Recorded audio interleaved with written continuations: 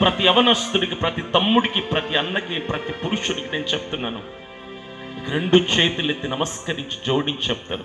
అవసరమైతే మీ కాళ్ళు పట్టుకొని చెప్తున్నా, నాకంటే చిన్న వాళ్ళైనా కూడా పర్లేదు.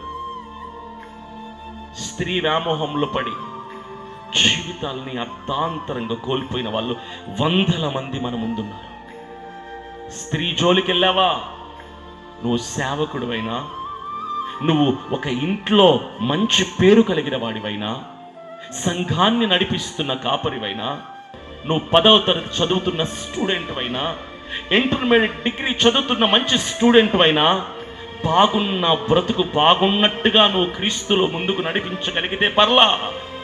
స్త్రీ జోలికి వెళ్ళావా, నీ పరిశుద్ధత అంతా కూడా మలినమైపోయింది, నీ పేరంతా భగ్నమైపోతుంది, నువ్వు సంపాదించుకున్న కీర్తంతా నేలపాలైపోద్ది. With experience I'm telling you, అనుభవపూర్వకంగా నేను మాట్లాడుతున్నాను. I know the pain. చాలా మంది యవనస్తులు, చాలా మంది అబ్బాయిలు, చాలా మంది పురుషులు, చాలా మంది కుటుంబాల్లో ఉన్నటువంటి భర్తలు, the only thing spoiling your families, the only thing spoiling your studies and your education, your future is స్త్రీ, లేడీ, ఉమెన్, స్త్రీ. అందుకే Proverbs 6:32, సామెతలు 6:33 ఇలా ఉంటుంది, జారత్వముని కోరుకొనివాడు, వాడి ఆ క్రియలు కోరుకొనివాడు స్వనాశనానికి, నాశనానికి, సొంత జీవితాన్ని నాశనం చేసుకున్నట్టుకే వాడు ఇట్టి కార్యాలని కోరుకొనుచున్నాడు. నాశన బుద్ధి కలుగు చేసుకున్నవాడు, జారత్వమును కోరుకున్నవాడు. ఎంతమంది స్త్రీ వ్యామోహంలో పడి జీవితాలని పతనం చేసుకుంటున్నారు తెలుసా? నేను అలాంటి వాడిని. పోయిన నష్టం తిరిగి రాదు, పోయిన పేరు తిరిగి రాదు. ఒక్క స్త్రీకి నీ జీవితంలో అనుమతిచ్చావా, అక్రమంగా అనుమతిచ్చావా, పేరు పోతే రాదు, గౌరవం పోతే రాదు, పరిశుద్ధత పోతే రాదు, సంఘం పోతే రాదు, భార్య దృష్టిలో నమ్మకం పోతే రాదు, అమ్మా నాన్నల దగ్గర పేరు పోతే రాదు, భవిష్యత్ పోతే రాదు, చదువు పోతే రాదు, వయస్సు పోతే రాదు, ఆరోగ్యం పోతే రాదు. అనుభవంతో చెప్తున్నా, అనుభవంతో.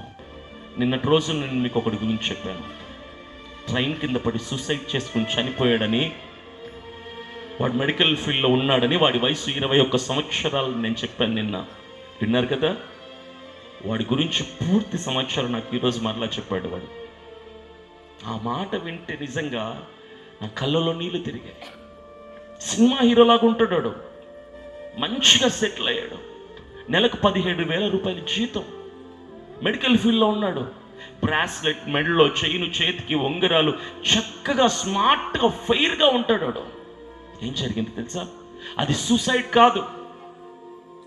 రైలు కింద పడి పొట్టలో పేగులు బయటకు వచ్చి, తలలో ఉన్న బ్రెయిన్ బయటకు వచ్చి, ముఖమంతా నుచ్చైపోయి గుర్తుపట్టలేకుండా శవంగా మారిపోయాడు. 21 సంవత్సరాల వాడు, చిన్నవాడు.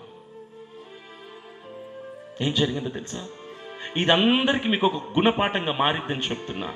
ప్రతి యవనస్తుడికి కూడా, ప్రతి పురుషుడికి కూడా.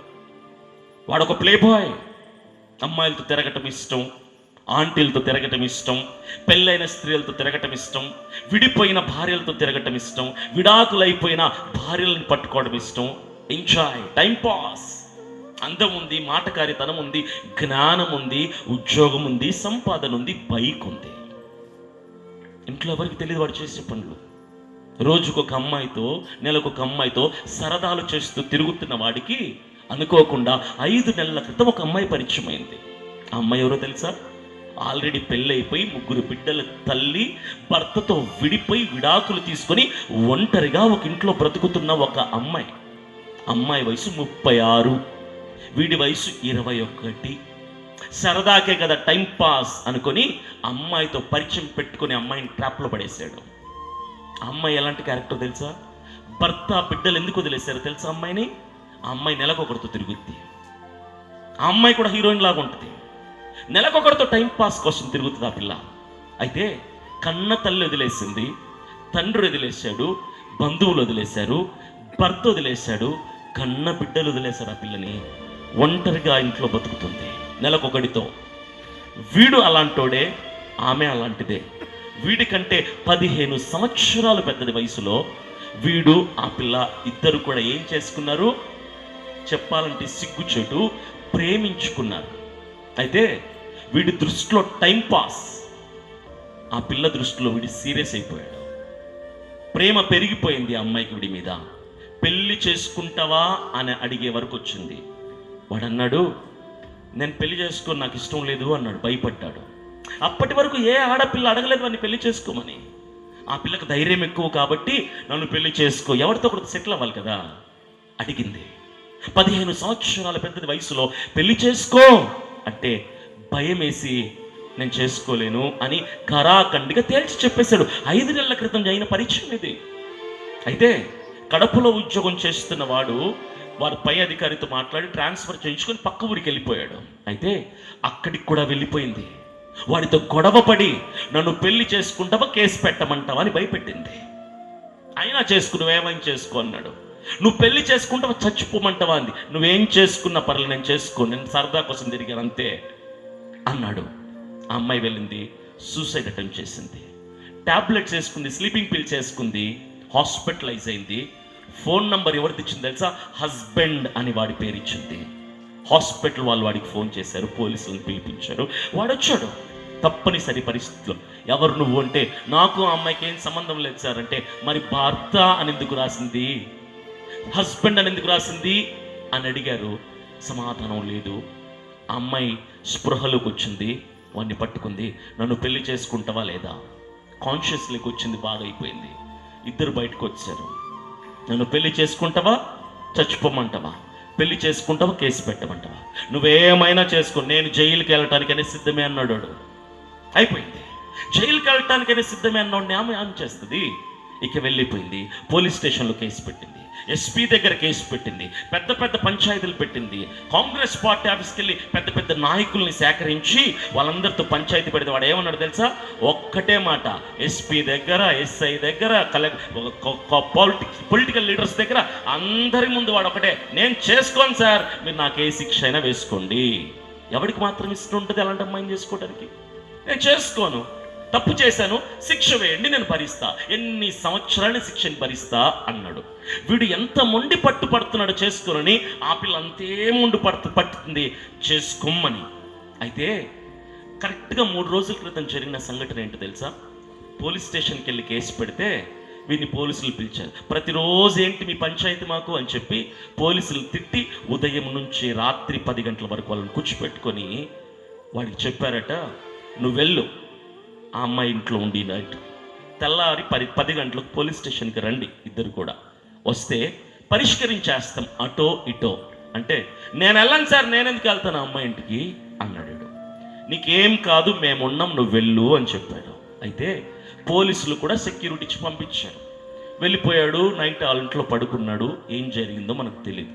తెల్లారింది, లేచారు, ఇద్దరు మాట్లాడుకుంటూ రైల్వే స్టేషన్కి వచ్చారు. ప్లాట్ఫామ్ టికెట్స్ తీసుకున్నారు. ప్లాట్ఫామ్లోకి వచ్చారు. మా కడపలో 3వ నంబర్ ప్లాట్ఫామ్ మీదకి వచ్చి కూర్చొని మాట్లాడుకున్నారు. ఏం మాట్లాడుకున్నారో మనకు తెలీదు. మాట్లాడుకొని వెళ్ళిపోయి కరెక్ట్గా చక్కగా రెడీ అయిపోయినటువంటి ఇద్దరు అమ్మాయి అబ్బాయి అందంగా ఉన్నారు. చక్కగా రెడీ అయిపోయి ప్లాట్ఫామ్ మీదకి వెళ్ళిపోయారు. ఒక గూడ్స్ బండి వస్తుంటే, ట్రైన్ బండి, అది అక్కడ ఆగదు.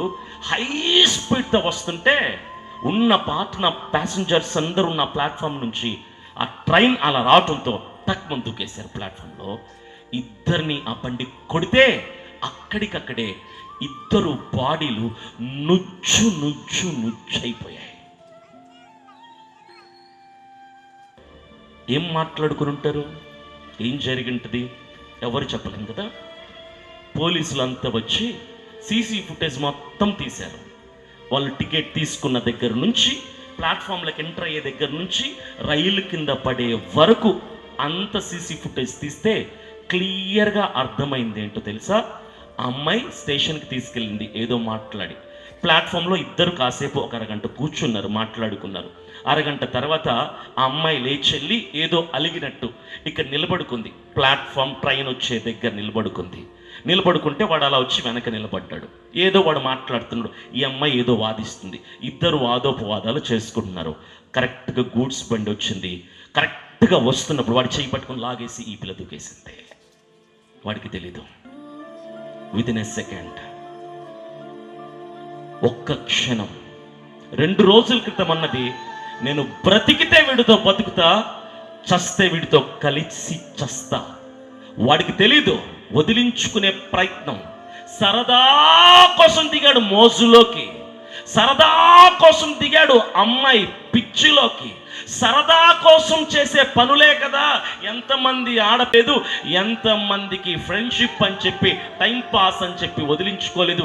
ఈ పిల్లను వదిలించుకోవడం పెద్ద కష్టమా అని జారత్వాన్ని కోరుకొని, కామమును కోరుకొని ఆ పిల్లతో పరిచయం పెంచుకుంటే 5 నెలలకి ఆ జారత్వం ఏం చేసిందో తెలుసా? బలవంతంగా వాని బతుకుని రైలు పట్టాల మీద పెట్టేసింది. అందుకే వాక్యం చెబుతుంది, జారత్వమును కోరుకుంటే మీ స్వనాశనాన్ని మీరు కొని తెచ్చుకుంటున్నట్టు అర్థం. జారత్వం చాలా మంది నాశనం చేస్తుంది. చాలా మందికి చెప్తున్నా, అమ్మా మీ పిల్లలు జాగ్రత్త, 10వ తరగతి చదువుతున్న పిల్లలు సహితం జాగ్రత్త. మా ఊర్లో ఎలాంటి ఇన్సిడెంట్, మా చర్చికి వచ్చి ఒక పిల్లాడికి జరిగింది. వాడి వయసు 15 సంవత్సరాలు, 40 సంవత్సరాలు ఆవిడతో పరిచయం పెంచుకున్నాడు. ఏం జరిగిందేమో తెలీదు, ఆ పిల్ల బ్లాక్మెయిల్ చేయటం మొదలుపెట్టింది. వీడియో కాల్లో మాట్లాడుతూ, నాతో మాట్లాడతావా లేదా అని ఆ వీడియో కాల్ చేసి ఉరేసుకొని చచ్చిపోయాడు. 15 సంవత్సరాల పిల్లాడు 40 సంవత్సరాల ఆవిడ కోసం ఉరేసుకొని చచ్చిపోయాడు. స్కూల్ పిల్లాడు. జారత్వం, కామపు కోరికలు. మీరెంత, మీ బతుకులెంత సార్? తప్పించుకుంటాంలే, దిగిపోంలే, ఇరుక్కుపోంలే. నీ స్థితి ఎంత, నీ స్థాయి ఎంత? బైబిల్లో ఉన్నటువంటి మహా మేధావులకే చేతకాలా ఆడవాళ్ళ చేతుల్లో నుంచి బయటికి రావటం, ఆడవాళ్ళ ఉచ్చుల్లో నుంచి బయటికి రావటం, ఆడవాళ్ళ సంఖ్యలలో నుంచి తెంపుకొని విడిపించుకొని రావటం. ఎవరు గుర్తున్నారా మీకు? సొలొమోను మహాజ్ఞాని అంతటి వాడు. సొలొమోను మహాజ్ఞాని ఎక్కడ పడిపోయాడు తెలుసా? స్త్రీలో పడిపోయాడు. జీవితం నాశనం చేసుకున్నాడు. మహారాజు, మహావిజేత, ఓటమి ఎరుగని విజయ వీరుడిగా పేరు తెచ్చుకున్న దావీదు ఎక్కడ పడిపోయాడు? స్త్రీలో పడిపోయాడు. బతుకంతా కన్నీటి పాలుగా మార్చుకున్నాడు. మహాబలవంతుడు. బైబిల్లో ఎవరు లేరంతటి బలవంతుడు. ఎవరు? సంసోన్. బలవంతుడు. 100 మందిని కాదు, 10,000 మందిని ఒక్కసారి నేల కూల్చిన వాడు. అంతటి బలవంతుడు. ఒక్క స్త్రీలో బతుకు నాశనం చేసుకున్నాడు. అర్థాంతరంగా జీవితం శూన్యమైపోయింది. Many of youngsters' lives are getting spoiled. దావీదు తప్పించుకోలేకపోయాడు, సొలొమోను తప్పించుకోలేకపోయాడు, సంసోను తప్పించుకోలేకపోయాడు. అంతటి వాళ్ళని దేవుడు ఎందుకు వాళ్ళ బ్రతుకుని బహిర్గతం చేస్తూ మన ముందు పెట్టాడు తెలుసా? అరే, వాళ్ళే తప్పించుకోలేకపోయారు కాబట్టి మీ బతుకులు, మీ జ్ఞానం, మీ బలం, మీ స్థాయి ఏ పాటిది? మీకు దండం పెట్టి చెప్తాను, ఆ స్త్రీ వ్యామోహంలోకి దిగకండి. మీ బతుకులు ఆరిపోతాయి, అర్థాంతరంగా నిలిచిపోతాయి, ఓటమి పాలైపోతారు, కన్నీటికి వేదనకు చేరిపోతారు.